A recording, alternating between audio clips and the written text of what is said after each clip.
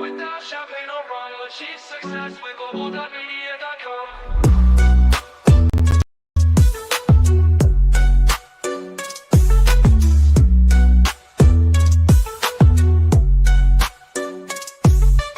Every step forward is a new beat to your drum. Achieve success with global.media.com. Let's celebrate it with or without. Yay. I love that music. Yes, it Yeah. sticks in my head every Tuesday, and I have to play other music to get it out of my head. It's irritating. It's great, but it's irritating. As I get to do, you can thank Cyrus, Mr. Cyrus, Yeah, for his genius. Cyrus is a genius. I, Yeah. It's meant to stick in your head. So I heard a rumor, Lisa, that I think your one's coming. So I hear. Don't ask me why. He said don't yes, tell. he said Hmm. look out for something. So okay. Yeah. He said don't tell her, but I'm like, I haven't told you. You knew already, so that's Yeah, my he said that he's planning something or planning an event for something. Yeah, that's okay. Ignore us. No, you're the star. No, Queen Leah is the star. I don't know who's the star. Leah is the star today. So Yes. you two decide. So I'll leave it to you, Lisa, and then let's welcome our friends. They're joining us beautifully. So no, it's not Leah yet. I'm coming back to you, Lisa. So you're the host, right? We're all a little tired today. Let's welcome. You have to wake up now. We're live. Our friends are here, right? I am here as best as I can be. You Okay. Perk up. Menopause. I'm just gonna blame menopause again. I'm allowed. We do see you, Christy. Thanks for being here. Of course, Nick, that's a great publisher and great anthology creator. So glad you're here. So Dr. Leslie's here as well. I wondered where you were. This is my earliest I've ever been, I think. I'm lying. We had some tech difficulties, as usual. I always do, right? Yeah. Queen Leah, I can't know. We welcomed you already. Happy Taco Tuesday chat out. Is that a thing? I'm sure it's a thing, right? Taco, yes, especially in America, yes. Taco Tuesday is a thing. There's one thing we don't talk about enough, Lisa. That's your global food channel. Yes. Yeah. I'll put it in the comments. The Global Food Network. It's a great channel, a LinkedIn channel to follow. Great information on each food. Every time they have a national food day, America always has a food day, right? Yeah. But Noni and her team gives good information on where the food came from and the history behind it. So if you're not following the Global Food Network, please do. I'll put the link in the comments in a bit. That's what reminded me. I think we were talking about pies last time, and then we were talking about your global food channel. Yes. She has a great post about chocolate today, I think. Kelly, welcome. Of course, one of our amazing special guests in the recent past. So I'm so glad you're here. So I will share the link to join the studio in the comments. So we'd love to have all of you, some of you, join us and come and share with us. Look, if you're here, my friends, do say hello. We're not going to know you're here otherwise. We can see the numbers, but we can't see who, right? So a lot of them welcome you and show you our appreciation. Let me see if the comments are coming up. Too much talking from me. I'm going quiet now. For a bit, because you have to introduce yourself. So don't go too far. This is a good topic, so you don't have to go under your bed and hide, okay? It's money mindset. This is your forte, so you can stick around. But welcome everyone to another episode where we talk about menopause and all things related to menopause. We have a wonderful guest speaker today who's back for part 2 of financial planning and that money mindset. So let me give my co-hosts a couple minutes to introduce themselves, and then we'll get the party started. So Leah, please, for the few of us who may not know who you are, please let the people know. I'm sure there's plenty who don't know who I am, but it's amazing to see everybody here. Queen Dr. Leslie Flowers and Nick Galindo and Christy D. Williams, great to see you. My name is Leah Garcia, financial strategist and insurance professional, and I serve entrepreneurs and enterprises with up to 50,000 employees, and I educate them on how to properly protect, distribute, and transfer their wealth so they can build their legacy, create generational wealth, and really build a family dynasty. I believe that true wealth is having success in all areas. I call it the 7 F's in our faith, our family, our finance, fitness, fun, philanthropic, and food. Because, yes, Lisa, I am a foodie too, as you know. And I just truly believe that every single one of us can build that family dynasty. It doesn't matter where you are right now financially, how much money you think you have or how much money you think you don't have.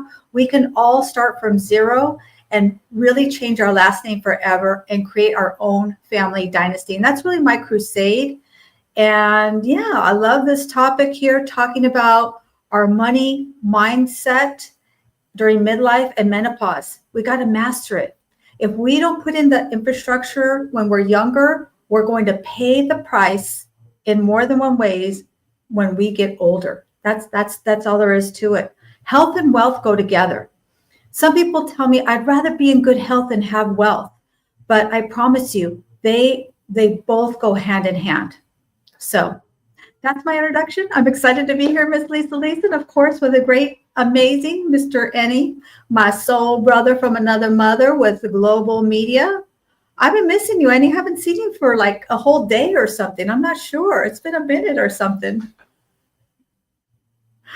One whole day. No, it's been a minute, is what they say, Queen Leah. It's been a minute. I'm like, really? What's what that means? So thank you so much. I forgot to put you in the screen. That's my little brain falling asleep for a second. Americo, we see you. Welcome. There's LinkedIn user. I have no idea who LinkedIn user is. I better open my LinkedIn event page. But welcome everyone. So I'm still Ennie.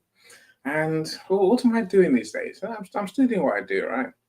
I'm still helping my friends to write, edit, publish the book. And then when they won't publish the books, we tend to help our clients to launch their book. That normally involves guaranteeing the Amazon bestseller awards. I say, and I live in joy because I can say happily, all of our clients has 100% success rate in making bestsellers. I tell you, I live on that. If you want to help to write your book, let's talk.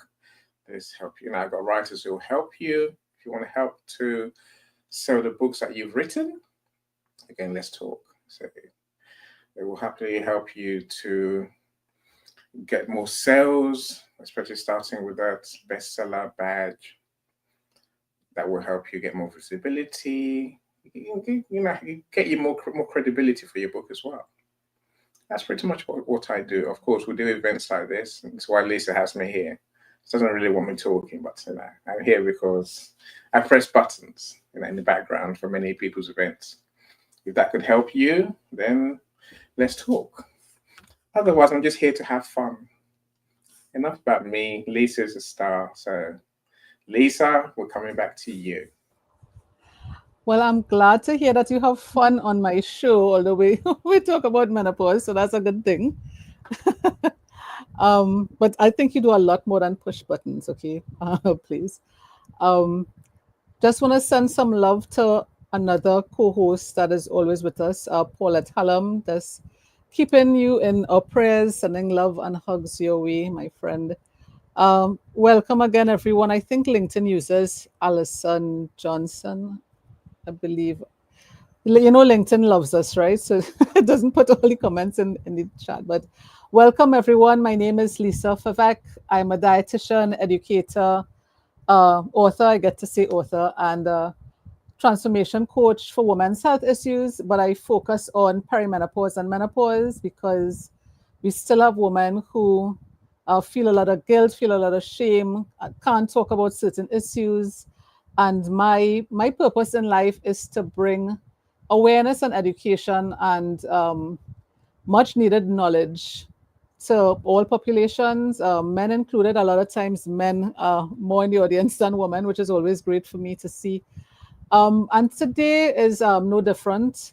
We're talking about that money mindset we need to have, especially as we are into midlife, perimenopause and menopause.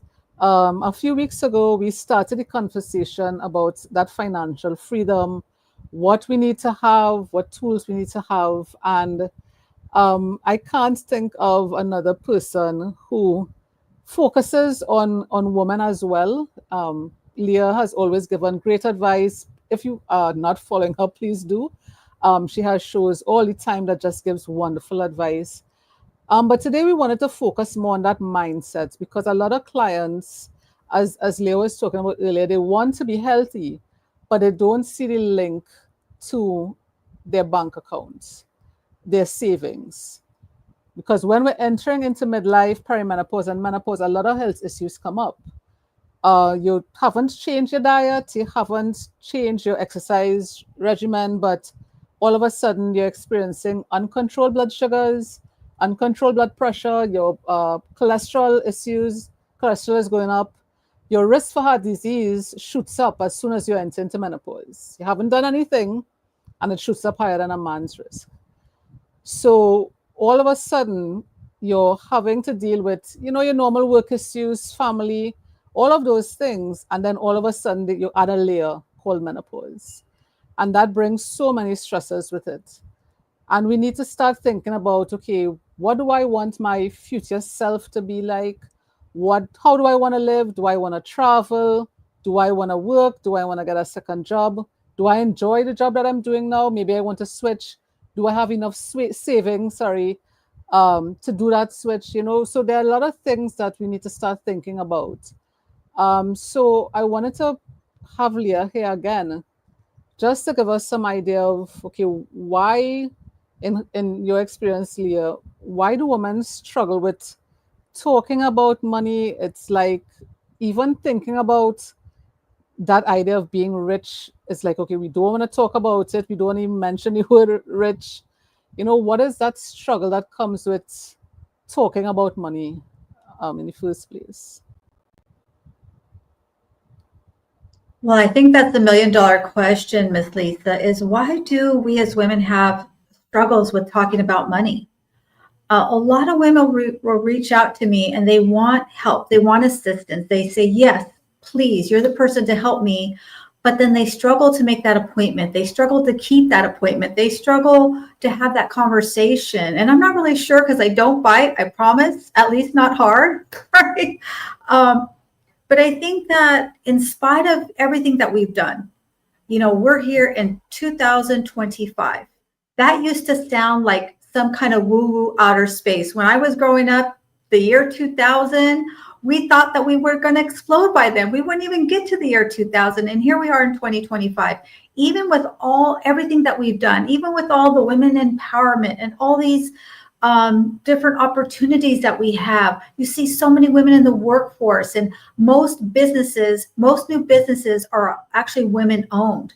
Even with all of that we've done, women still tend to have more of a difficult time to have conversations about money. And I say it's time to flip the script. I see Miss Noni's here. I can do 3 backflips and 3 cartwheels now because she's here. And I say it's absolutely time to flip the script and do a cartwheel. That's one of her favorite quotes. I love her quote. I think it's so brilliant. And it's really, for me, it really does summarize what we're talking about here. It is time for us to flip that script and celebrate having these conversations. And what I say is start with just one bite, one little bite. It doesn't mean you have to redo everything and suddenly, I talk about family dynasty and building this wealth. But you know what? Maybe you just start with $50 a month that you pay yourself first. Maybe you just start, and I don't say just, I'm sorry that I'm using that word just. Maybe you start with paying down your debt. Maybe you start with squirreling away a few dollars so that you can invest in yourself, so that you can do some things to invest in your good health. It doesn't always mean that we're starting with a huge bucket of money. We all start with where we are. And I think sometimes we as women, we get lost in the sauce. We get lost in the sauce like a meatball. We hear so many things and we take it all in, and then we have that analysis paralysis. Too many voices, and we're not really getting everything on one sheet of music. So that's what I think. And what I know, and I'm not really sure, I'd love to hear from all of you. Maybe you have some other viewpoints. But also what I know is that women outlive their counterparts, their male counterparts.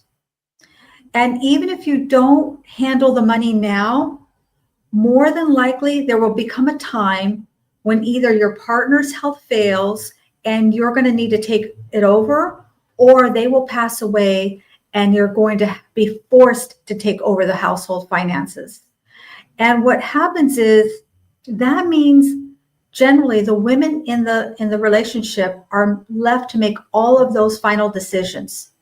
They have to decide everything about how they're going to transfer and distribute that wealth. They have to decide who they're leaving the assets to and who they're not leaving assets to. They have to decide what assets to spend down, what assets to liquidate when things go a little awry. And that's a huge burden. And think about that. If you've never dealt with the money in the household and now you're left to make all these final decisions, many women that I come into contact with that are in their 70s and in their 80s, they're feeling that burden of having to make those decisions. And it's almost like they're so upset with their partner for leaving them with all these financial decisions to make and never had that opportunity or never took that opportunity for them to make those decisions together. So those are my thoughts. I'd love to hear from all of you. Yeah, such a good place to start. I remember when we first met, probably more than a year ago, and you were telling me your experiences and I was sharing mine. You know, a lot of women come and they say, well, my husband takes care of this, so I don't need to take care of it. But they don't know where any of the books are, the passwords for anything. And as you said, most of the times the husband goes first. And I know it goes back to the dynamic, and you know, everybody in the audience, we're in different countries, we have different cultures. So a lot of times the man is the head of the household, but we need to have the conversation. Okay, if something happens to you, you become incapacitated. Okay, so what's the plan? You know, what do we do? What is XYZ? What's the plan? And it's not about taking over anything or disrespecting people or anything like that. But I think we need to have that. It's a difficult conversation. We may need some sort of external coach to help us with that conversation. But just sit down with your partner and say, okay, listen, we're both getting up in age. If something was to happen to you, okay, so you know, where's the book? What is the password for this? What is the plan? Who do I turn to? Who do I call? You know, it's something that we really need to consider, because tomorrow isn't promised to anyone, and things could happen in an instant. And I see so many women just struggle. I mean, you're already struggling with menopause, and then to put that extra layer of, okay, what do I do now? People can become so paralyzed and not know where to turn or where to go. And you're going to pause a little bit. I see we have some new people in the audience, and I want to get your take as well. I know mindset is something that you work on a lot, and I wanted to get your 2 cents with this as well. And you're muted. You know, you can have 2 cents. Let's welcome Jay. How you doing, Jay? Jay says this is a great team to help you in your retirement years, or a time to pivot into your next iteration of life. Indeed, Queen Leah definitely does that. And I didn't know Noni does backflips. Does she? Okay, we do now, right? Welcome, Noni. So, Platine, I haven't seen you for a while, my friend. Glad you're here. Thanks for joining us. Superwoman Margaret, one of my co-authors in that book behind me, yeah, over there somewhere. There's a letter from COVID. Glad you're here. Again, if you haven't been to one of our rooms recently, the jam sessions that she runs, her music shows on Go Brunch, do connect with her and do go along as well. Nick says, a good thing is, even if starting late, it can change your future security. Indeed, of course it can. So it's never too late to start, right? That's saying, you know, the best time to start was yesterday. You know, next best time to start is today, right? If not, start tomorrow. Just start sometime, my friends. You got to start sometime. Yeah, this is worth conversation. Cyrus, welcome. I do tell them now, Cyrus, that the opening music is by you. So I'm so glad you're here. I've missed someone. Clearly, I must have missed someone, right? Who's Cara Zone? I can't see the person. Maybe you can see them in the comments somewhere. Yeah, I No, think well, it's Leah. that's you. Okay, sorry. Okay, now you have to explain that to me, Leah. I have no idea how you become that person, right? Where you are. Because No, Leah's the best. no, I think the money conversation is a weird one, isn't it? It's always a weird one because some people think it's wrong to talk about money. It's wrong to want money. It's wrong to have money. I don't get it. That's just that's not what God said. God didn't say money is bad. God didn't say I don't want you to have no money. It's more about how. I guess it's how you use that money. Yes, okay. Money is just a thing.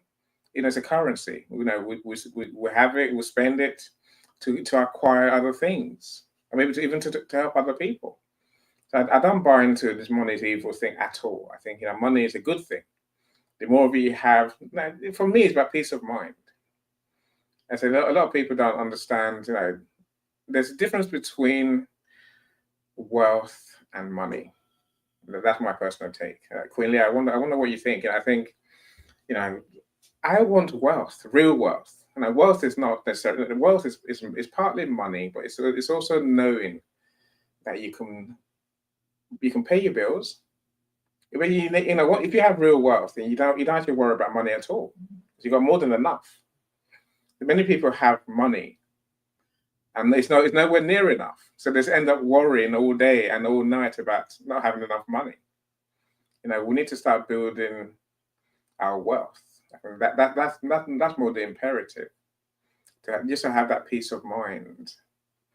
I think the other issue about how we never think it's going to be us, right? We don't. Of course, there's no chance of me dying tomorrow. There is.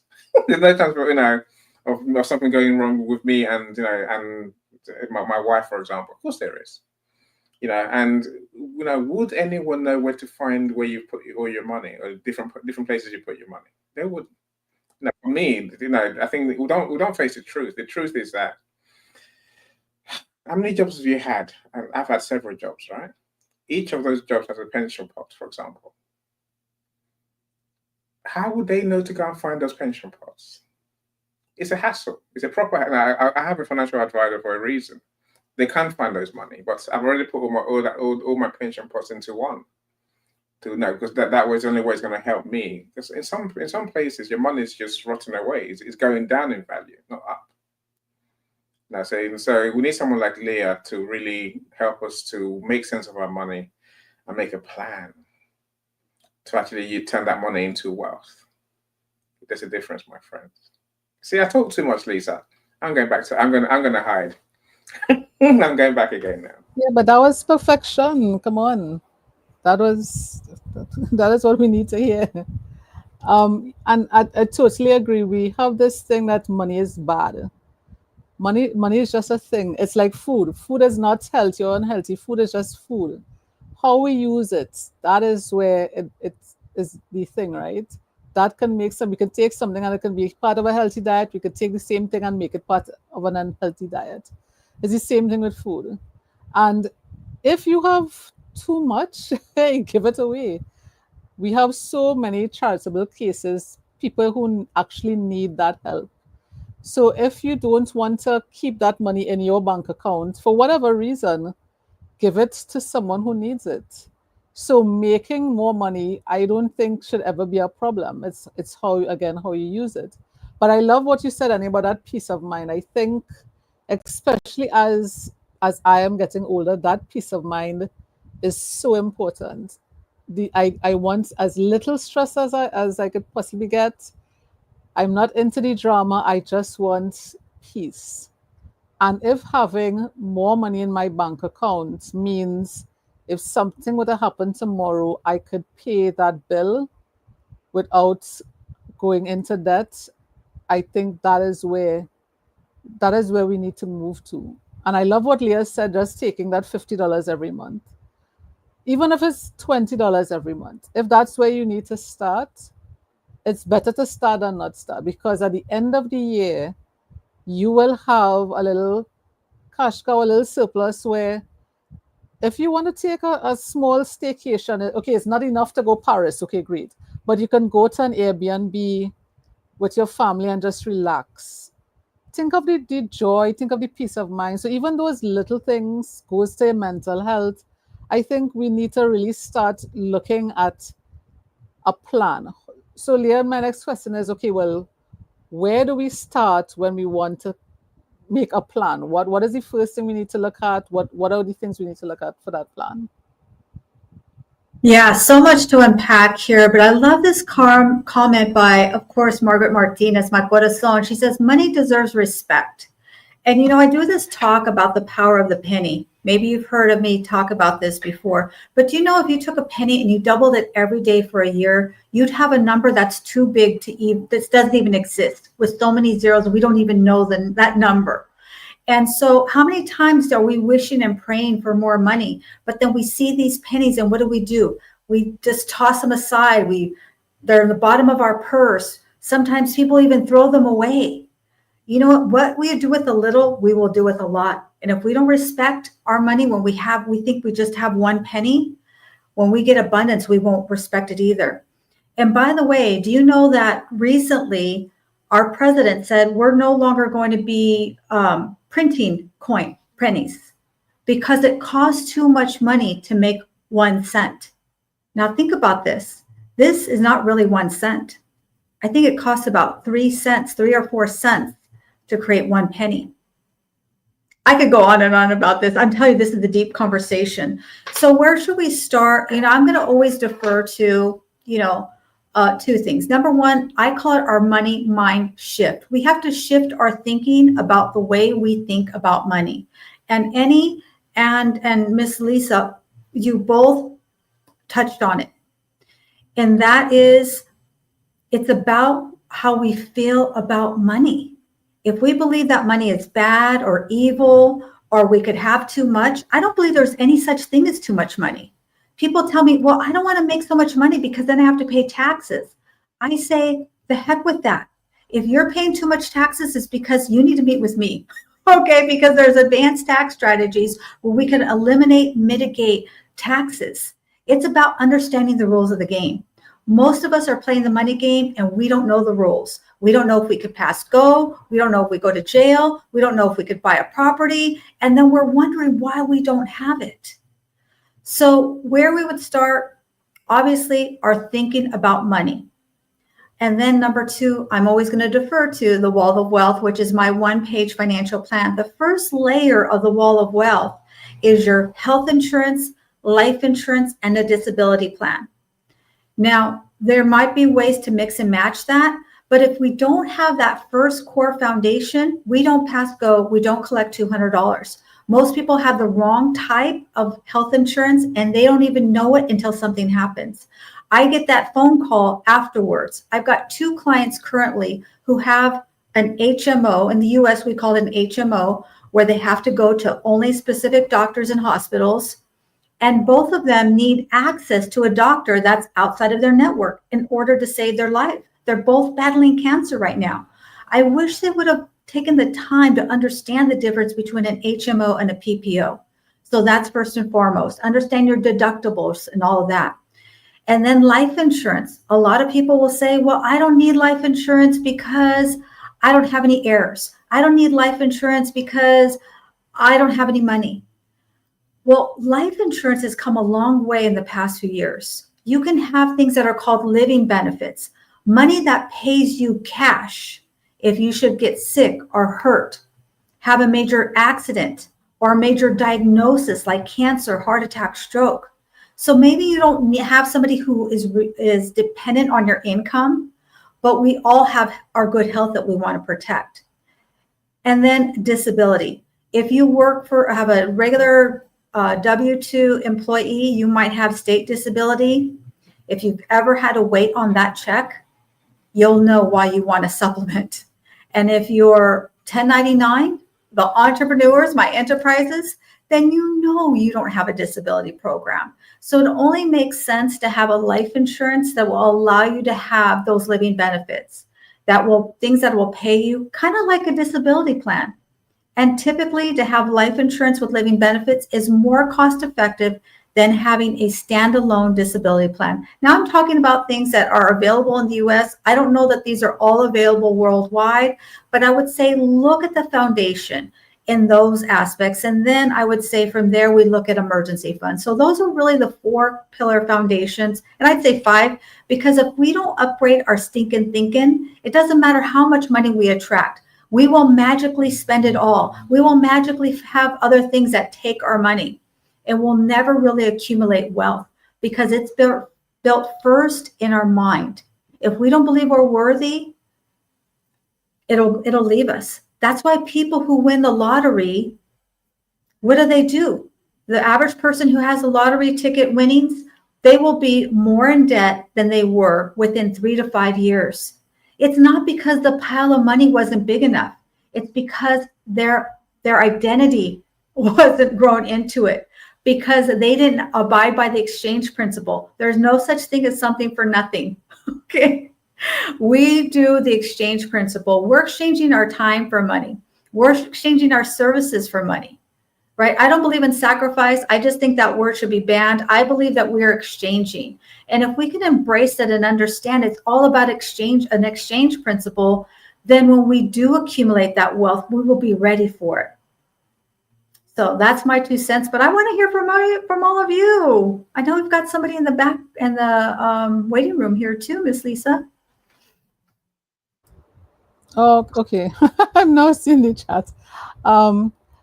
Gosh, so many things you said there. I love the idea of looking at what you have available, because I know it differs by state. So even in the states, that every state has their own set of laws. Each country will have something different. But looking at things like your life insurance, seeing if they have that living benefits part. I know a lot of people, especially in the Caribbean, there's a very taboo idea around getting life insurance. Some people think if they start to plan those things, it's like they're calling things from the universe saying, I'm ready to die, that sort of thing, right? But we have to plan, even if we don't have living heirs or whatever, we have to plan for, okay, something happens to us, we get injured on the job. What is the plan? Because as you said, we may have insurance, but the specialist that we need to see is outside of that, and we have to pay out of pocket. You know, it's the same thing here. So we follow a plan similar to the UK, where our base healthcare is free. But if we need a specialist, we have to pay out of pocket. And many people, we think, okay, well, healthcare is free. We'll just sit in the hospital for how much ever hours and wait. And then they realize, okay, what we actually need isn't covered by the hospital. And as we say, when you enter into midlife, when you enter into perimenopause and menopause, our risk for so many things goes up. Because just by those hormonal fluctuations, we have uncontrolled blood sugars, uncontrolled blood pressures, cholesterol issues, heart disease, kidney disease. Many women have cognitive issues, so things like ADHD comes up. The testing for ADHD is expensive. The medication for the ADHD is expensive, right? So there's so many health issues that come up, and we haven't even touched the other things that could come up that we may need money for. So this is, if you haven't had a plan yet, today is the day. If you're listening on replay, whenever you're hearing the message is for you. Today is the day. We need to start. If you need to start by putting $20 a month somewhere that you don't spend it, start there.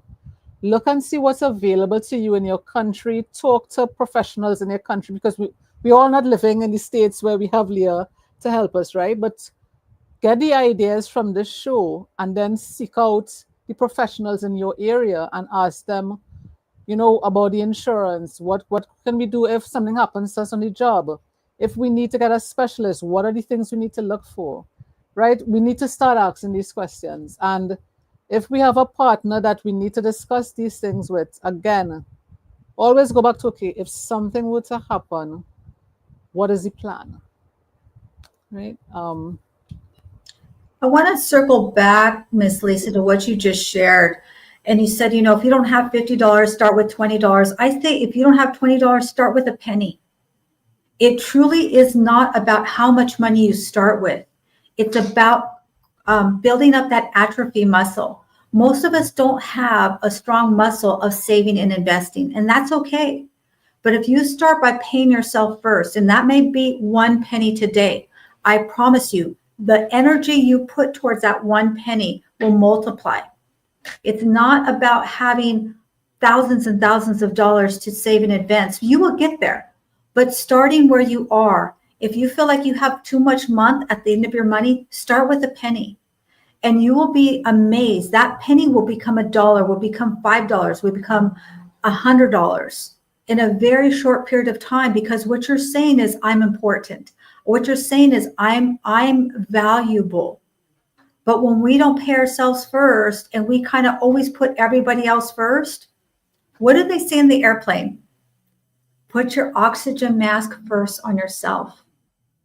See, so many of us are trying, and I think it's beautiful. So many of us are trying to give out of scarcity and lack, meaning we don't have our own finances in order, but yet we're trying to be giving to others. And I think that's admirable, but that's incongruent, right? If we don't pay ourselves first, if we don't value ourselves first, then all we're doing is we're creating more lack and scarcity.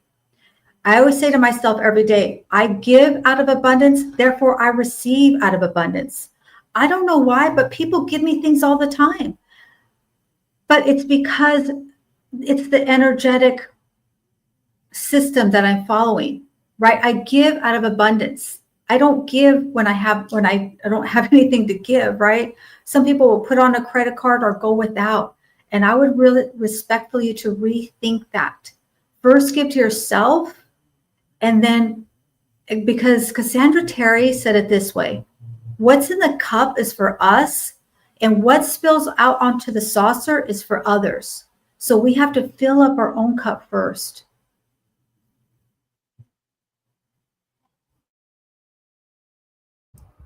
Annie, you wanted us to add to that? Yes, I would say, as someone who's got his own business, for so long, Queen Leah, I didn't pay myself. I paid everyone else, and it's miserable. It's miserable. I can't think of it. We think we're doing right, as you say, Queen Leah, but now we're just not. Now we're making our lives more stressful, or making ourselves poorer. I say, even the concept of, well, and I'll put money away for a rainy day. How many rainy days do we have? Every day is a rainy day, right? Every day is a rainy day. So even that concept is a bit, it's crazy, But I think, learning to, to think of our financial future, that's our priority. It's not just for us. I think for our family as well. I think, I'd rather leave my family with a will than with a bill. And many people leave the families with bills, right? Then before I come back to that, give me 1 second. Let's welcome Dr. Melissa Houston. She'll shout out to me, but she's listening during her massage. She says, I'm glad she has time to. She had this time to comment as well. So Margaret says the value of the penny is far greater than just a penny. So I've got a penny pot. I haven't used it yet, but I'm going to have to use it now. It's for Christmas. He buys my drinks at Christmas. Yeah, that's the idea. The wife's got a couple downstairs as well, and they're full. So that's always a weird thing, right? You think it's just a penny. It all mounts up. By the time we count it, I said there'll be at least £30 in there. That will get me through Christmas just about on drink. Just about, right? Now, Sarah says inflation erodes the purchasing power of money. It really does. Again, people would think inflation doesn't affect me. It's only what goes in the shops. But it affects the money in the bank, right? It affects the money that you're sitting on. If you've got money under your bed, that money is lowering in value every day. As far as now, which leads me to ask a question for you, Queen Leah. Is investments better than putting money in the bank? I know the answer. I know what I think. I'm saying now, from your perspective, should we always seek to invest the money we have, or should we just leave in the bank to gather dust? Yeah, well, and that kind of circles back to Cyrus's comment that inflation erodes your money. right? It erodes the purchasing power. So should I have the money in the bank or should I invest the money? We have to be able to walk and chew gum at the same time. We need both. We need liquid money that is outside of the stock market. In other words, that's your emergency money. Don't have your emergency fund as your stocks. That's not an emergency fund, okay? Because stocks go up, they go down. And then we need to be able to save and invest because we have to outpace inflation. If we don't outpace inflation, that's one of the biggest money killers that it's a blind spot people are not aware of. They have massive bank accounts. However, they don't understand that they're not keeping in pace with inflation. So they're losing buying power. At the same time, you don't want to have too much money in a savings account either, because that's that dormant money. Listen, I don't believe in just having everything invested. We do need that dormant money. It is, like you alluded to, Annie, it is that peace of mind, and it also eliminates a lot of stress. If we don't have an emergency fund, I've seen this where a lot of people will have a lot of extra stress because they don't have that $1,000 for that deductible or for that treatment. Like I shared, I've got 2 clients right now who are struggling with their health. They both have cancer, and neither one of them can get access to the doctors that they want because of the fact that their insurance doesn't cover it. So one's looking at taking money out of her house, if that's possible. I don't even know that that's possible. The other one's trying to do a fundraising with the family. I don't know that that's going to work for either one of them. Imagine though if they had that emergency fund so that they could actually get the treatment that they want and need. And I will even upgrade that. Imagine if they had life insurance with living benefits so they didn't have to pay one of those dollars out of their household expenses. They didn't have to take it out of their equity in their home. They didn't have to ask friends. They could literally ask the company for permission and receive that check and use that money to take care of their good health. And Mr. Mike, he asks, what is inflation? It's when your money loses buying power. Remember, eggs were 99 cents for 36,000 eggs. I don't know how much they were, but now they're like $5 or $6 a dozen. That's inflation. What is the best tactic to deal with stagflation? Ooh, that's another episode, Cyrus. Yeah, I think that conversation is also outside of this. But these are the questions people should start asking themselves on what is available in your country that could help mitigate those things. Annie, have you seen the other comments that coming up? I suppose the US has favorable views on money that we don't get the rest of the world. I mean, you mentioned life insurance earlier. Yeah, and I suppose our fallback in illness is critical illness cover. That's what we have. But everything here, when it comes to life insurance, is more. They want you. Well, I don't think they actually want you to die. They want your policy to expire, and you're still alive. They haven't paid a penny out. That's why I want to die soon, but no one's going to help me, right? Damn. My life insurance is going to. Again, our life insurance protections here, they're time limited. Is the point, right? So in the US, you seem to have a whole of life policies, and that you can actually do stuff with. You can take money out, put money back in. It's like a glorified investment pot that never goes down in value. Imagine that.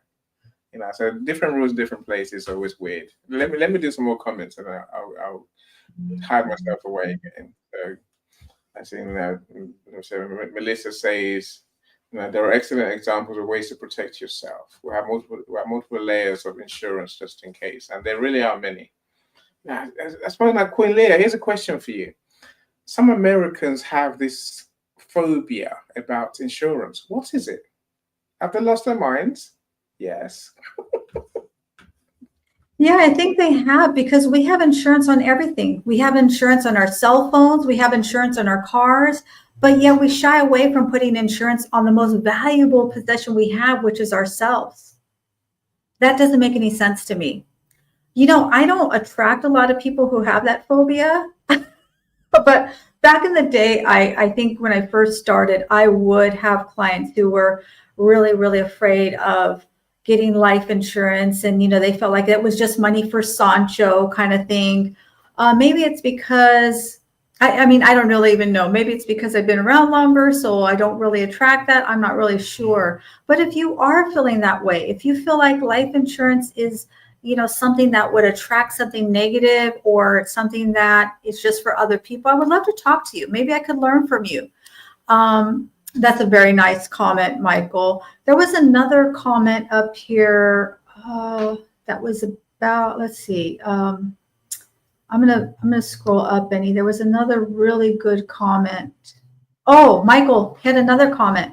In the world of poverty, how do we give from poverty? Are we just expanding the extending poverty? That's how I feel. I really feel that when we give out of scarcity, then we do, in my mind, attract more lack and scarcity.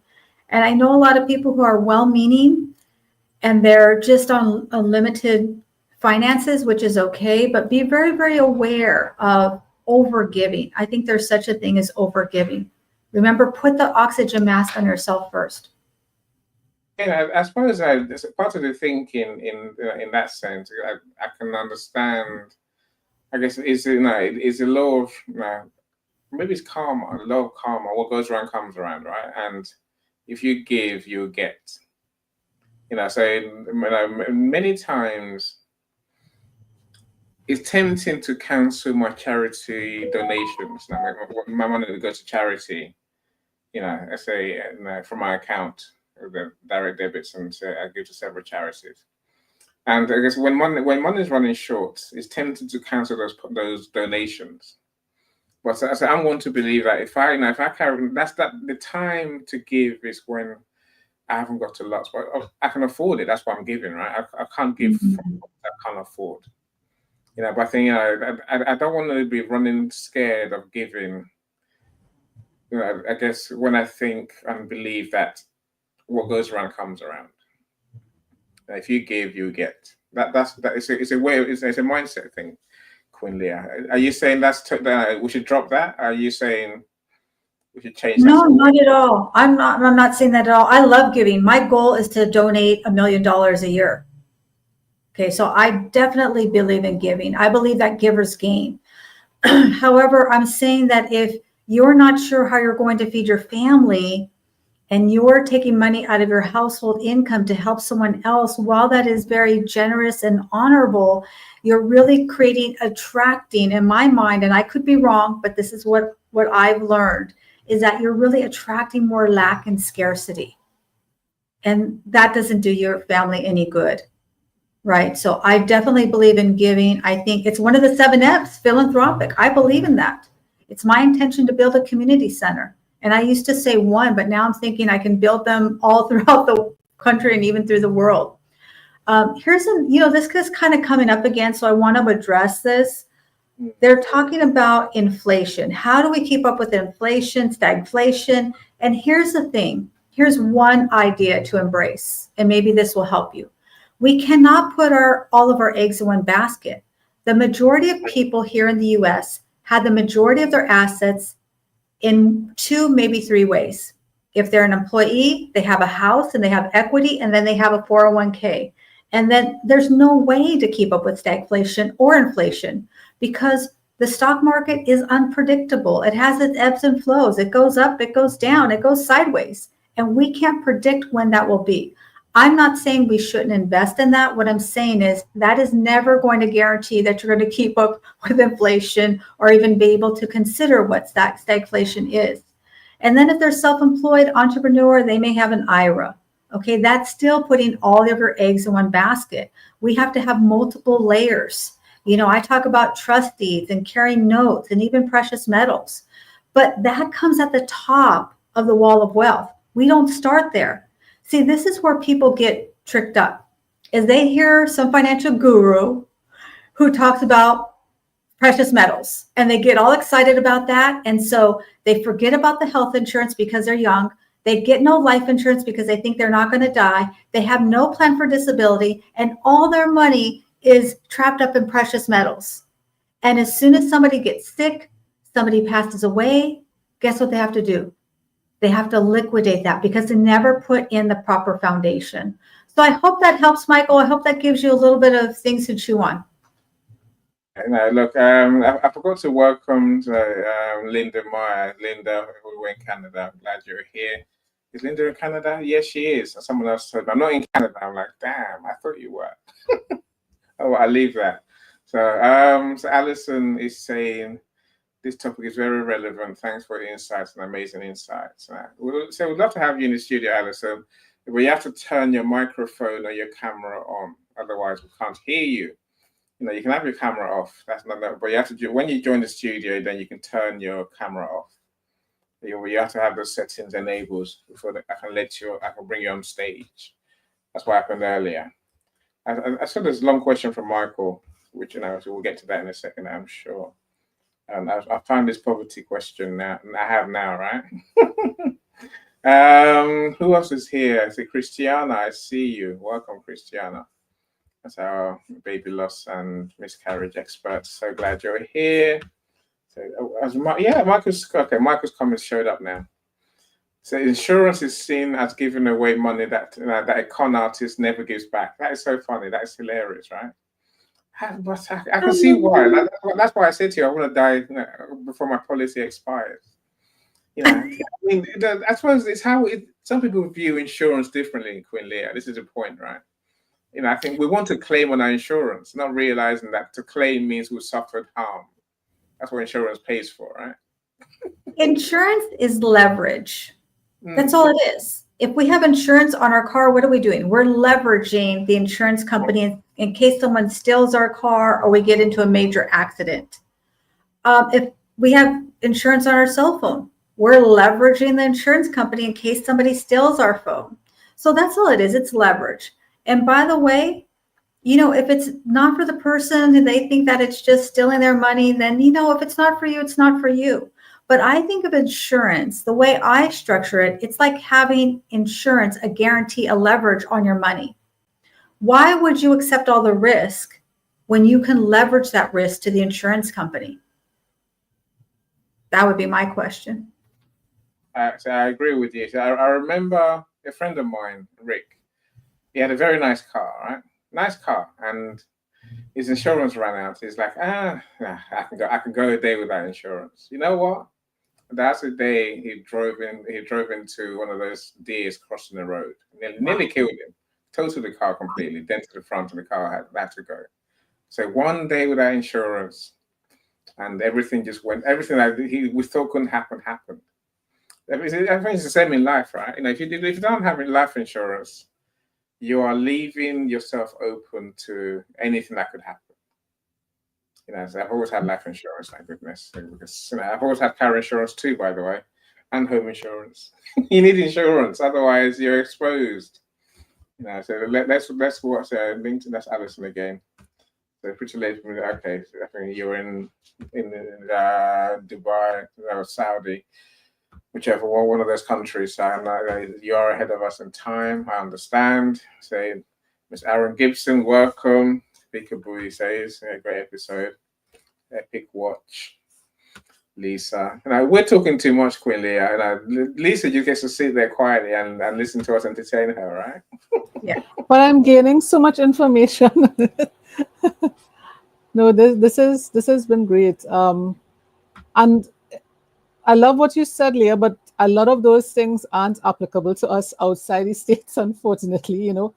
Insurance on cell phones, I don't think we have that at all. We need to kind of get to the times.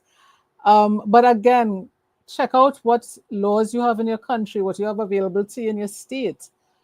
I know, okay, for example, in some banks, depending on the account you have, they only guarantee up to a certain amount of money. So it doesn't make sense saying, okay, I'm going to keep my money in the bank and put all of, as you said, eggs in one basket.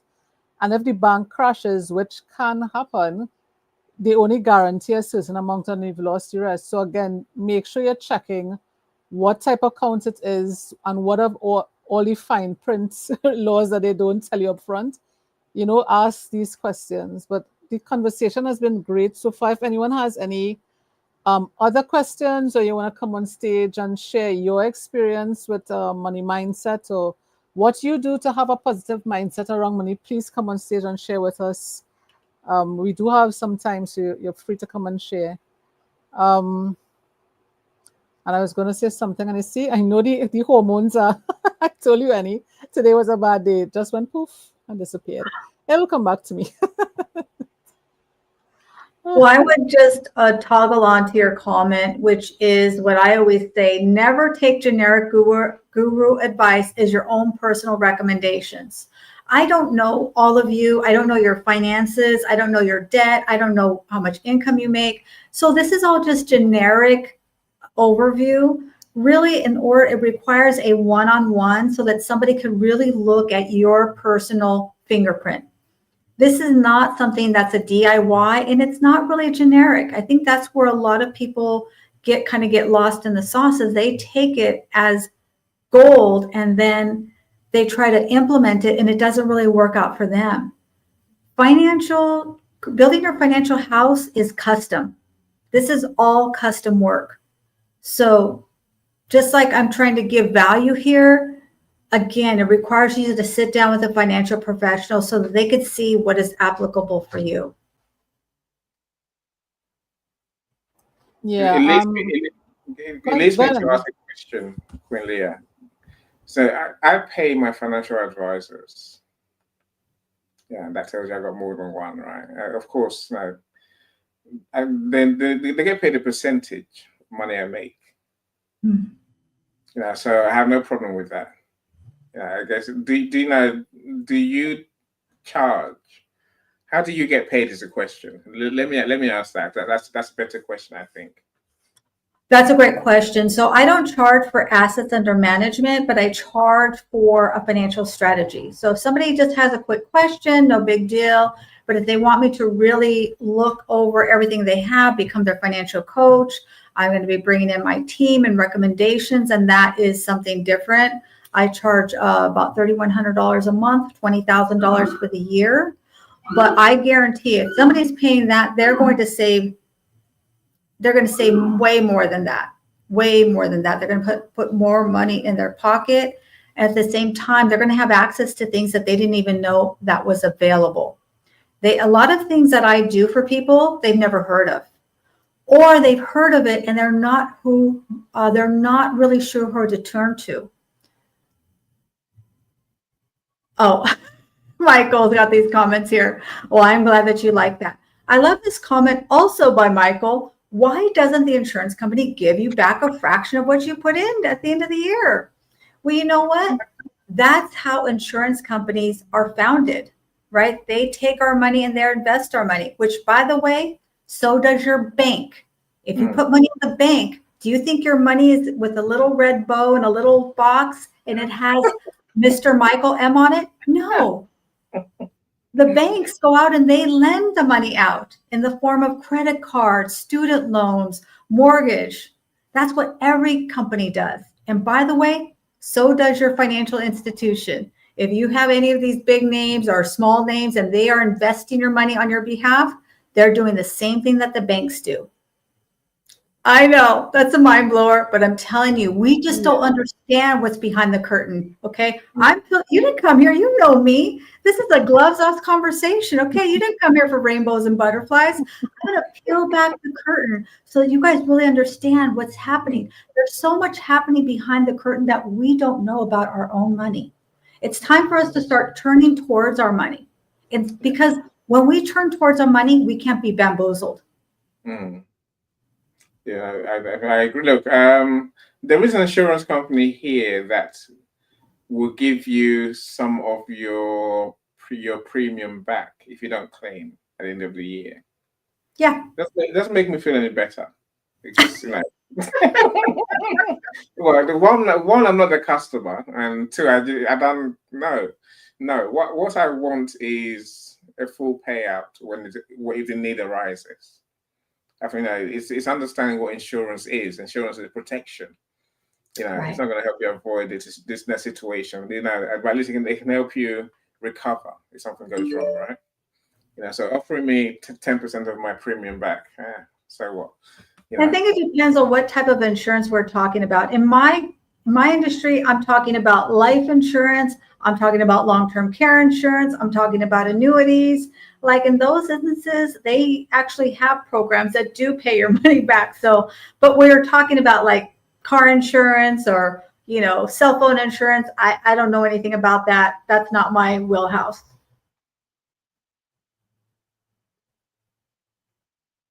And that's Allison. The bank has to grow their money and make money. From my money, yes. That's a business, right? Yeah, and that's all banks all over the world. Yeah, don't be a hater. If you're a banker, it's a great business to be in. Yeah, but then having someone like Leah on your team to ask what is the best type of investment to make, which account should I use, which bank should I use, all of those little questions, I think. And that's why I love bringing Leah on this show, because I haven't met anyone, at least on LinkedIn, that really focuses on those little things and then really helps women as well.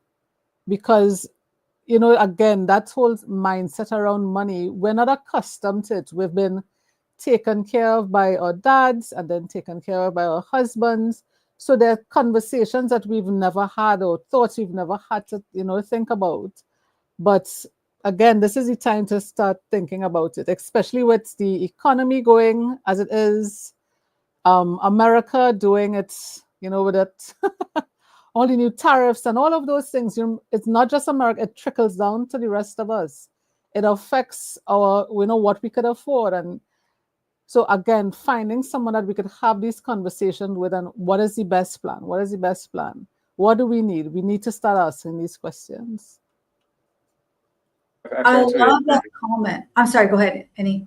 I love the comment that you're looking at as well. Is it that one? Well, no, actually, that's a great comment. I love that, Michael. I love to work with you. But I was going to highlight with what Lisa said, and that is, and now I just lost my train of thought. Oh, here's the thing, is that none of this matters if you don't understand it. If they're just selling you something, then they're just a salesman. I am not a salesperson. I'm a financial professional, financial strategist. I look at your finances holistically and proactively. And so I'm going to educate you. And if it makes sense for you, then you'll move forward. If it doesn't make sense for you, then you won't move forward. I'm not here to sell anybody anything and try to fit their size 11 foot into a size 9 shoe. That to me is sales techniques. What I do is education. What I do is I educate my clients. So you're right, Mr. Mike, that they cannot be bamboozled. My clients are understand so that if I fall off the face of the earth tomorrow, they're still understanding some basic concepts. So that was a huge, huge point, Lisa. Okay, Charito, we see you. Jackie, we see you as well. Welcome. So I was in Jackie's room a couple of days. Yes, last night. I think it was last night, wasn't it? I think it was. Yeah, Jack's travel with Jax, and she was doing her 2 months anniversary. I said, Lisa, what's the anniversary? How many months anniversary we're gonna do? Oh my goodness! Yeah, because you said it, I was like, wow, how long has this show been on? Honestly. Yeah, I gotta go check. Welcome, Charito. I know it's probably early morning for you, for sure. Yeah, about 6 a.m. Glad you're here. We appreciate you showing up. Dr. Tanya as well. Welcome for joining us. Look, I think we need a financial expert. Yeah. My financial, my IFAs are my best friends. And the rules in the UK change because I think they changed the certification and they changed the monitoring of what financial advisors do, right? The license changed and they have more scrutiny. And many people just dropped out of the market because they haven't got the license to practice. Now, but that felt like losing my right arm because this person I relied on so much. This person I knew all my business more than I did. Suddenly, he couldn't do anything. And that threw me back several years and cost me God knows how long. From before, I would normally have a broker who negotiates with the company, financial companies, let's say for a mortgage. So now I have to deal with several mortgage brokers. I don't even know what the hell they're trying to tell me or what the rates are and all this. I was like, damn, Chris, where have you gone? So the most important thing, if you take anything away from us today, my friends, is talk to someone like Ria. No, truly talk to her. No, that is your biggest friend when it comes to making money. Yes, you can use apps. Yes, you can do trading on apps, but you don't know what you're doing. Say my money is invested in the biggest financial, the biggest money market people. They're called St. James Place. They guarantee your returns, even though it's stock markets, they still guarantee returns. So you have to go. You can't just be throwing money here and there because you can lose it so easily these days, Queen Leah. People lose money every day. Yeah. Talking to financial advisor, someone who's independent, someone who's not really on your side. That's the key to building wealth. That's the key to making money. That's huge. That is so huge. As always, Godfather, you're always doing mic drops and golden nuggets. People ask me, what is the best investment? It depends. It depends on you, your risk tolerance. How much money do you have? What's your time frame? Like, all of these things matter. There isn't a one size fits all best investment. It just doesn't exist. If you cannot explain it easily, like explain it to me like I'm 5 years old, then you have no business investing in it. That's my humble opinion. And by the way, I also want to share this because I see this a lot and it drives me crazy. Never take advice from somebody who's not licensed. I see so many people who write books, they have podcasts, they have TV shows, they do all these things, but they don't hold the proper licensing. If they're not licensed, in my opinion, you need to run. Don't pass go. Don't collect $200. Run, because you need to have somebody that has a fiduciary responsibility, meaning that they're properly licensed. In my industry, it means I have a license, a life and health insurance license. In other industries, it may mean that they have a securities license. So whatever they're advising you on, they should be properly advised, licensed, and not just deeming themselves a financial guru, because they're everywhere. I see it and just like, it makes me crazy. Yeah, someone that did like a 6-month course. And it's the same thing with a nutrition professional. You can't do a 6-month course and be board certified. Board certified just means the board of the college stamped a piece of paper. That's board certification, right? You can't do something for 6 months and then give people advice and you don't know their background, you don't know what they're dealing with. Everybody's situation is different. And this is why I always go back to Leah and bring her on these shows, because I know that she keeps up with the laws. Remember, each state will have a different law. Every time a government changes, there may be slight changes to the laws that we're not aware of. So getting someone that's properly certified, yes, it will cost more, but you're paying for that knowledge. And you're paying for that guarantee that the advice they give you is not going to put you in trouble in the long run. And it's not going to be the wrong advice for you. So really happy you said that, because I'm tired of seeing people, and especially since we have social media, they come and they fool people. They say the right words and they fool people. And then 6 months down the line, a year down the line, they've lost everything. And they want to know why. And it's because they got wrong advice from the wrong people that they should never have talk to in the first place, especially when it comes to your money and your savings and protecting your financial future. Yeah, get Leah. Talk to Leah and at least have that consultation so you know what questions to ask your financial advisor in your country. Yeah, I'm sorry, go ahead. No, I was just seeing any talking and he was on mute, but you're good. Yeah. I would say, and also you have to be very transparent with the person that you're working with. I always say begin with the end in mind. What is your big picture? What is your exit plan? What do you plan? What is your vision for what you plan to leave to your loved ones, to your family, or build a nonprofit or whatever it is, and then you can reverse engineer. So it's really finding somebody that you can be honest with. If you have a mountain of debt, then you need to uncover that and tell them about all the debt. We need to know the good, bad, and the ugly.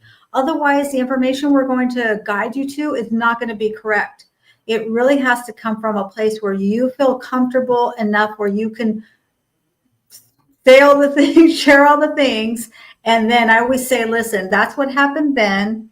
We're going to push the do-over button and we're going to start from today. Don't come beating yourself up. A lot of times when I start working with the family, the first thing they will say is they'll start telling me everything that they did wrong in the past. I didn't buy this house when I should have. I never started investing. All the things that they feel like they did wrong. And I always say, listen, that was so yesterday. Today's a new day. And we're starting our new money story today. We can't move forward if we're still beating ourselves up about something that happened in the past. We can't change the past. So take what we can from it, learn from it, and then move forward. Totally agree. That's it. Jackie says, and I love how serious you are about knowing your risk, Lisa. Yeah. It's true. That's a Lisa we have, right? That's why I call her Dr. Lisa, but she'll start shouting him in a second. Now, Michael says he wants karate. No, sorry, wrong one. So he used the word karate. He wants he gets bamboozled all the time. He needs ninja karate financial support. That's you, Queen Leah. Yeah, then talk to Leah. You are the one. Let's do it. Look, so we've got 15 minutes left thereabouts, right? If you want to join the studio, now's the time, my friends. The link is in the comments. Otherwise, you can just ask me to send the link to your DM. I can do that. No, so otherwise, look, I think there's the elephant in the room is always retirement, Queen Leah. Retirement is coming to all of us, right? Especially at this time. If you haven't got a plan for retirement, what should we be doing? What do you want to do? What can you help us with on that topic? Yeah, I meet people who are in their 50s and 60s and they say, you know what, I haven't put money away for retirement. Where do I start? I feel like it's too late. If you're starting later, the first thing I want you to focus on is getting completely and totally out of debt. No student loans, no car payments, no credit cards, no mortgage. And there are some strategies that you can use to quickly pay down debt. You can use the strategy that some people use, which is putting everything on your credit card and then paying that credit card off every single month. It will actually get you out of debt. If you want to know more about it, I'm happy to share that. There's also Cash Map app that will help you to eliminate the amount of interest that you're paying. I have clients who are going to pay off 30-year mortgages in 7 to 10 years. Without paying anything extra, not doubling up on payments. That's not what I'm talking about. They're not, putting their refund when they get their taxes. They're literally paying the same dollars, but because they are eliminating and reducing the amount of interest that they pay, you will pay off your debts, credit cards, student loans, mortgages in a fraction of the time. So if you're starting later, that's the number one. I would focus on getting totally out of debt first. That would be my number one.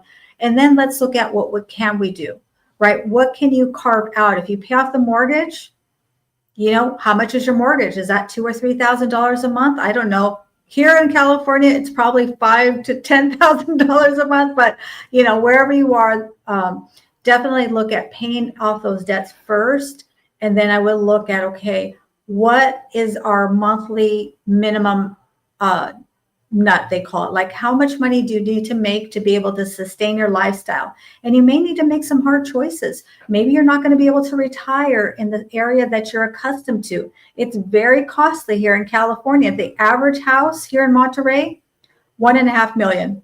Okay, $1.5 million. I don't know what that means in pounds or in the area you're at, but that's some good dollars here, right? $1.5 million. So if that's you, then maybe we need to downscale. Maybe we need to downsize. Maybe we're not going to leave that house to our children as we anticipated. Maybe that's going to be part of your retirement. And those are hard questions. And again, I would kind of circle back to, you need to find somebody that you can really be honest with. What do you need to sustain yourself? What can we eliminate so that we can have the real number on what that number looks like, so that we can create a passive income stream. And you may need to, in retirement, continue working. But we want to make sure if we're continuing working that we have the debt eliminated. We understand how much money we need to secure every month. And if you have Social Security or any of those things coming in, and then we'd have to make up the difference. So I hope that helps. It certainly helps. And I think people underestimate how much you need to have the life that you want in retirement. I think people genuinely and it's a number. 1.5 million is a number, right? It's a number. It's a huge number. It's a huge number, yes.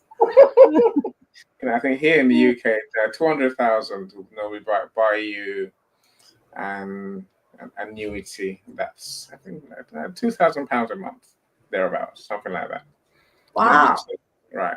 I guess it's for it's for people to think about. This is why we say, if you haven't started, start now. Yeah. Because you're going to have to accumulate these numbers to make it work. Right. But then in the US, you got many different options, right? Now you have people don't seem to like your 401k. I don't know why. Yeah. It's a pension fund, right? That's what what can we learn about the provisions that are there for how do we get money in retirement is the question. Where's the money come from? Well, I want to say hello to my sister Divine. She's in the house, and it's so great to see you. So that's why I talk about protect, distribute, and transfer your wealth. Protection phase is as we're growing our money, we want to have wealth without risk. I don't like a lot of risk. I personally don't really encourage people to do a lot with their 401k. If it's there and you're getting a match and you love it, then go ahead and use it. When we go into the distribution phase, that's a spending phase. That's a retirement phase. We want to have an unlimited amount of money. We want to have an income stream that we can never outlive. A 401k is is a finite amount of money. The market could go down, you could lose money, and you could run out of money.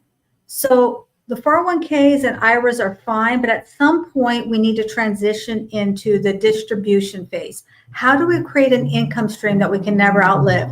You can do that with a few ways. You can do it with annuities. You can do it with cash value life insurance, can create an additional income stream. You can do it owning trust deeds and notes, things like that create an extra income stream that you can never outlive. And you can do that with real estate also. Some people do that with real estate.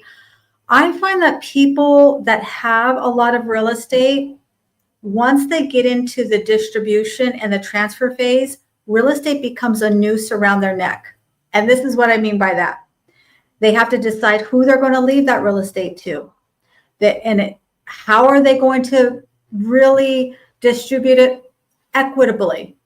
And typically what happens is the kids don't want the house. They want the money. They want the cash. And a lot of families will find themselves sacrificing to keep that home that they think is going to be that family heirloom that ends up being something that people squabble and fight over, especially if they don't have a current and properly funded living trust. So it really is different conversations. Are you in that accumulation phase and you want to know how much of your money can you use to accumulate and protect? Are you in that distribution phase? Are you wanting to be able to spend your money and know that you won't run out of money?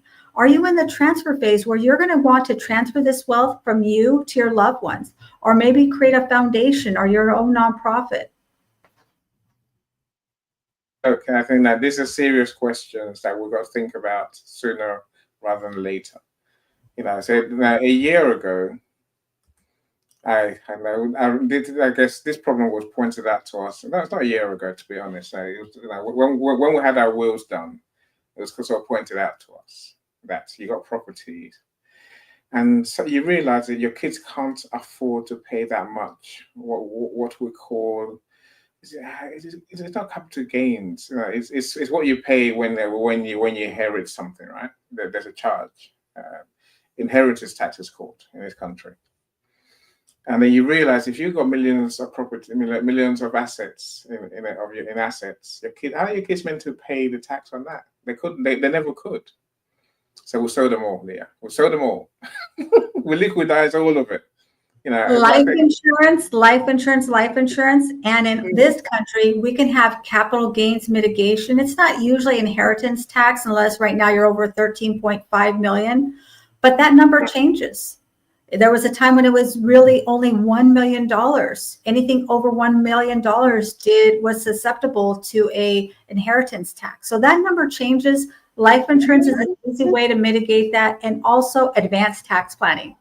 Yeah. I help people all the time eliminate, mitigate, and reduce capital gains taxes. So there are strategies that we can use. It's about understanding how to play the rules of the game. Stop playing money checkers. Let's play money chess. Yes, no, with someone who knows how to play the game pro. A chess grandmaster, we call you, right? You know, it's a thing. You know, I think it's so important because we can lose our money in any which way. There's many different ways. I assure you, Michael. I agree with you. You know, it really is a case of it's exercising trust and honesty in a way that maybe there's no one else that maybe your doctors and the other person might know you this well. That's your financial advisor. Yes. You know, I said, the more I told my financial advisor, the better advice I got. I had no plans to get married ever. He's like, you're being stupid. Your kids can evict you if if your wife dies tomorrow. Your kids can evict you from your own house. I'm like, huh? So there's rules. There's a point, right? And literally, all the best advice I've had comes from there. Joni, welcome. Glad you joined us.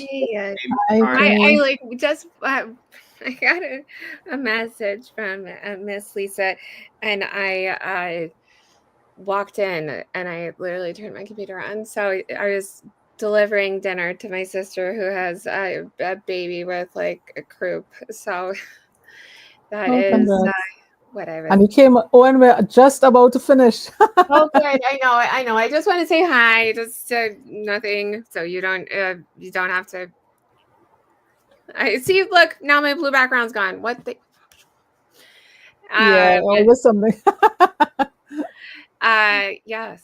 I just caught the tail end of what you were talking about, so I don't want to comment on something that you guys have already said, but definitely, if you're a single woman out there, get a will, because if you own a home or any assets, that will be tied up in court for forever if something happens to you.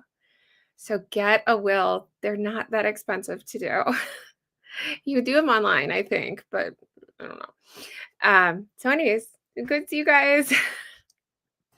Yeah, Joni, feel free to also put things in the comments as well, because I shared a lot of stuff in the part one of our show, where people getting divorced or people losing their loved ones, and the things you have to think about, the questions that you have to now answer. It was a lot of beautiful things that you shared, and I'll put the link to that part one show in the comments as well, because you shared a lot of great things. But Leah, something you also touched on, what kind of life do you want to live, and can you maintain that lifestyle after you retire? I don't think people ask that question enough. Right. We're busy, we earn a paycheck and we spend, and we have a certain lifestyle, and we keep forgetting when we're retiring, we're not getting that same paycheck. So we can't do the same things, and we're left in a place like, oh, what do I do now? So I thought that was a really great point that you raised. And again, having a financial advisor that can look at everything that you have and move things around if they need to, and put things in place when, I think it's such a great, as you said, Annie, it's your doctor and your financial advisor, definitely. Yeah. And Michael is making some really interesting comments. I mean, I have been through the ringer and back and started my own company, and I have tried and failed at different things. And I think that's like kind of how you learn some really important financial and just healing type things for yourself and to be okay with who you are, but also like I can advise people on a lot of pitfalls that if they want to take my advice, they can. It's just that I know the United States court system pretty well. So that's, I guess, where I could offer any help because it's not fair. It is expensive. So that's I'm happy to write down those comments and we can chat later. I know you're finishing things up. So Yeah, but I love people to come and share their experiences because, like I said, you have your experience and you may raise thoughts in somebody's mind that they never thought about yeah. and questions they never asked themselves. So you take information from people that, you listen to everyone and then you go to a financial advisor and say, listen, these are some of the questions that other people raise. Do I have to think about these things? Am I gonna suffer these fates? So that's why I know we have Leah here and Leah is the guru, but having women with that learned experience share whether on stage or in the comments, just to raise those questions, and let's take those questions to our advisor and say, okay, what do we need to do to stop these things?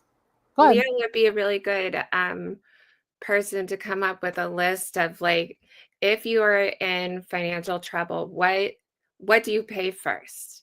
What do you pay second? What do you pay third? So you like, mortgage and food and, utilities and like educational loans way down here.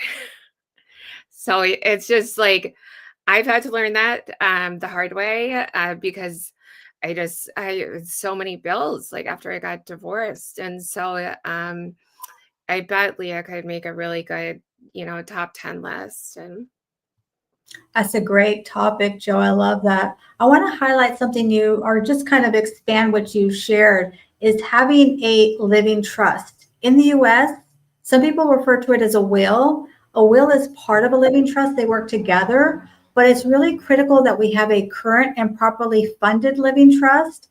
And how do we know the difference? A will or a living trust, a basic will be about 30 pages. If your estate plan is not more than 100 pages, it's probably not a current and properly funded living trust, just so you know. It's really important that all those supporting documents go along with that. So just, and please don't do it online, okay? You will end up in probate court. Okay, please find somebody who can. I don't know. 100 pages, wow. I said, no, mine were done by a lawyer. You have to get it done legally. That's watertight. Yeah, but there's online lawyers here. But it definitely, I agree. It's just, you want something, and it's it can be pricey for some people who are paying $50,000 in legal fees. So, but yes, you definitely want something because God forbid something happens to you and you do have, assets and homes that you own or home, and you don't want that tied up in court for forever. You want that money to go to your family and your children and have it not tied up. So yeah, because when something happens, people come out of the woodwork and try to contest. And and this is why talking to the professionals and getting it, yes, it may cost a lot, but in the long run, no one could come and contest it and it wouldn't be tied up in court. And I see it all the time. People come out of the woodwork and all of a sudden they're laying claim to the house and laying claim to the land, and everyone knows that they were never in the picture, but you can't, you have to go to court with it. And it's unfair, but this is why having the proper documentation. I mean, I didn't even know it was 100 pages long. Wow. Again, this is why talking to the right people is important, right? Thankfully, in the UK, it's not 100 pages long. It's thankfully it's not. It's a lot shorter.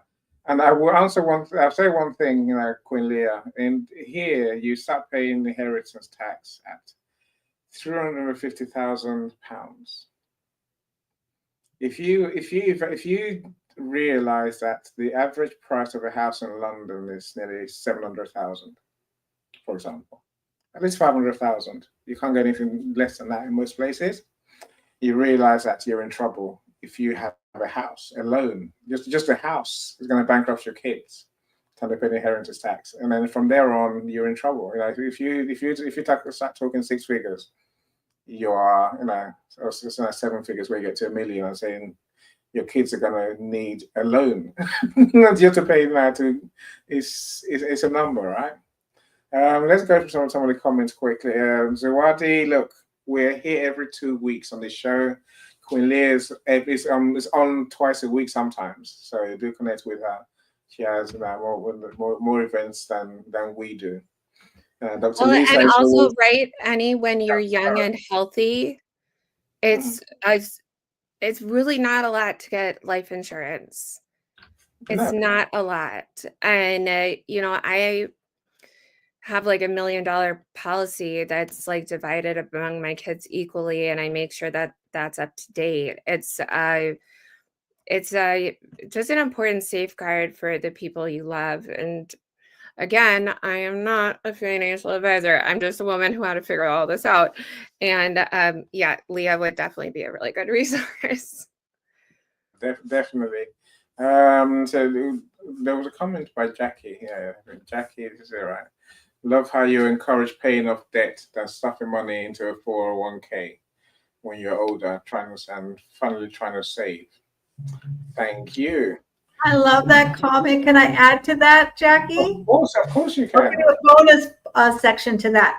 So if you're struggling with debt and you have a 401k, do you know that you can convert it to a individual 401k? And then you can use that money, you can borrow it and pay off your debt. Oh, is that amazing? Yes, you can, instead of borrowing it to pay a house, if you don't have a mortgage and you just have credit cards, you can absolutely do that. It's a solo 401k. So if that's interesting to you and you've got debt, I'd love to be of service to you. I get a feeling, you know, so many gems. I mean, you coming back number 3 will be about pensions and, you know, retirement, you know, planning and, you know, what that means, right? So I think Alison says a worthwhile conversation once again, for sure. So whenever Queen Leah turns up, my friends, you know, pen and paper is what you need, a recorder, really. But go and watch the replay. Lucky for us, there's a replay for this show, right? There's lifestyle maintenance is unequivocally important and integral. I don't know. Leah, I feel like a really good, interesting episode would be like, you know, also some sort of top 10 things you have no idea about taxes, or, you know, the ins and outs, because there are so many weird loopholes that as a common person, you've no idea that you only can give $14,000 to each child each year and not have it, you know, retroactively get taxed. That's just one thing I know. But anyways, I respect whatever you would say. Yeah, I love that. Definitely and you know what? It's understanding the rules of the game.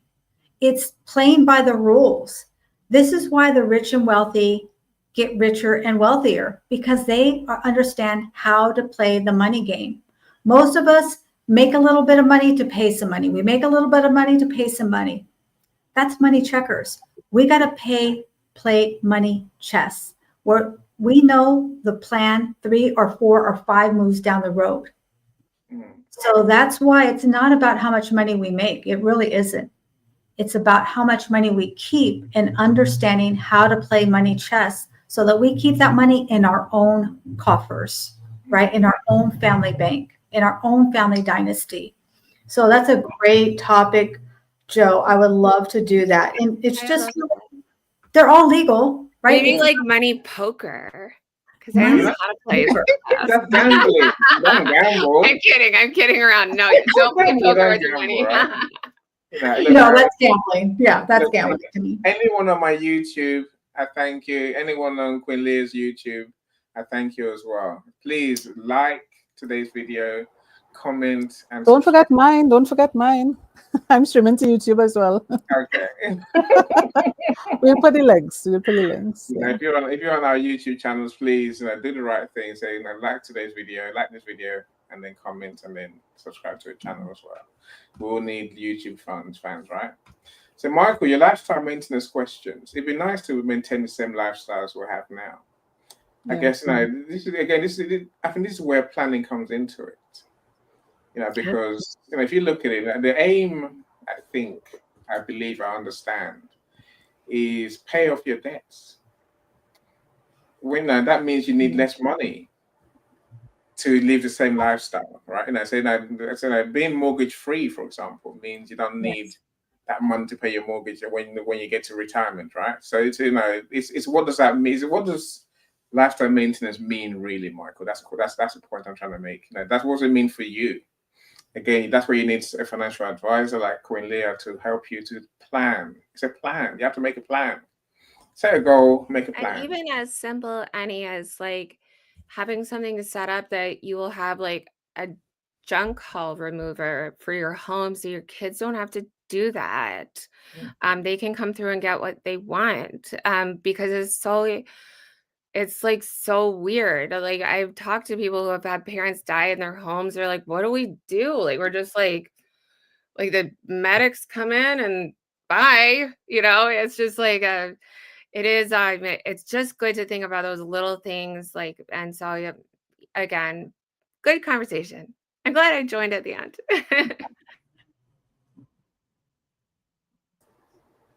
When my dad died, we got a phone call.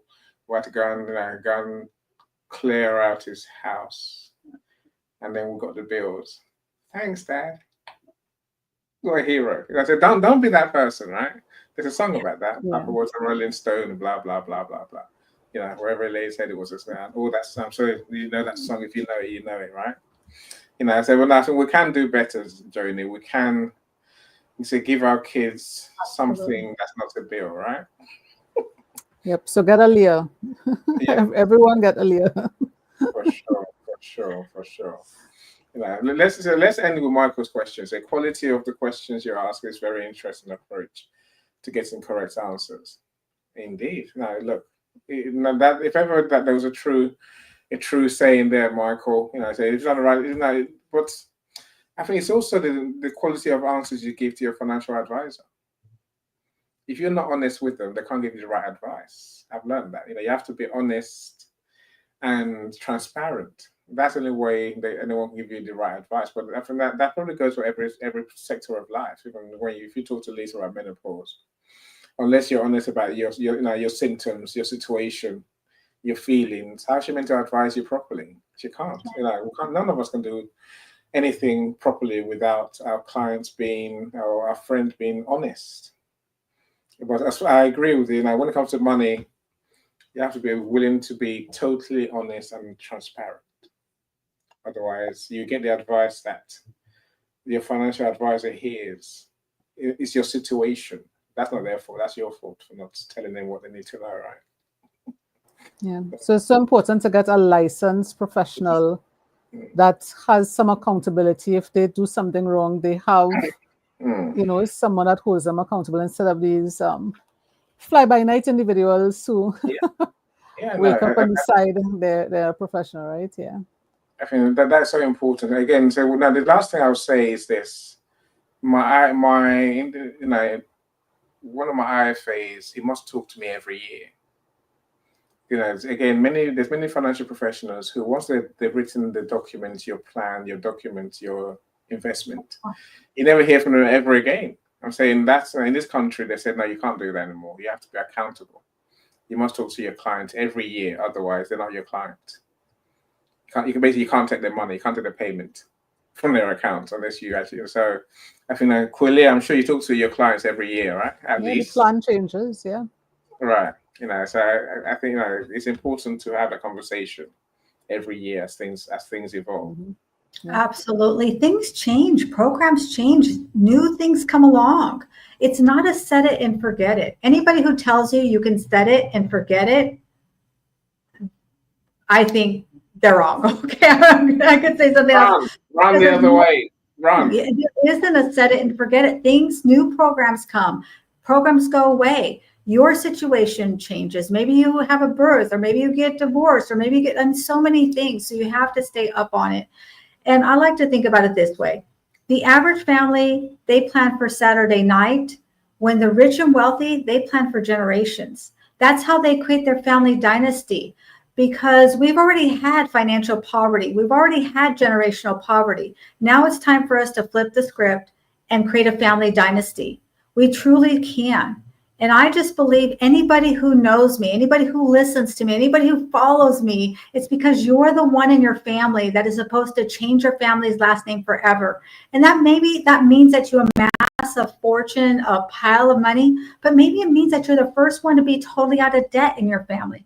Maybe it means you're the first one to send your kids to college. Maybe it means you're the first one to buy a home or pay off your home. It doesn't have, whatever that wealth means to you, it doesn't mean that you have this millions and millions of dollars. Whatever is wealth to you, and then every generation's not starting over. They're starting from where you are, and they can go to the next level. This was amazing. Thank you so much, Annie Godfather. I think we need a part 3 to this conversation. Because, thank you, Lisa. yeah, but thank you so it. much, Leah. The wealth of knowledge you have is just incredible, and this is why I refer people to you.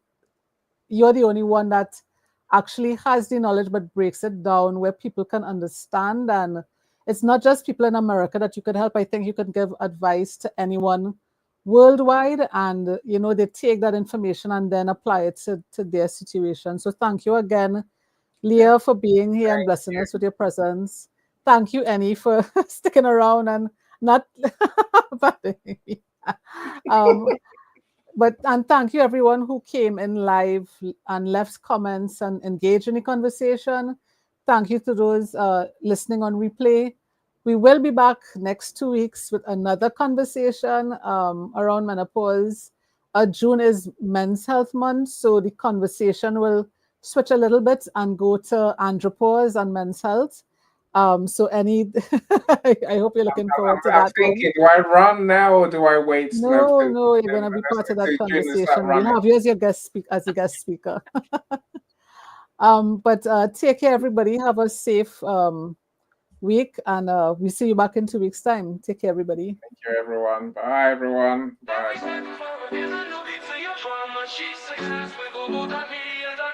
Celebrate it with or without champagne or rum. Achieve success with global.media.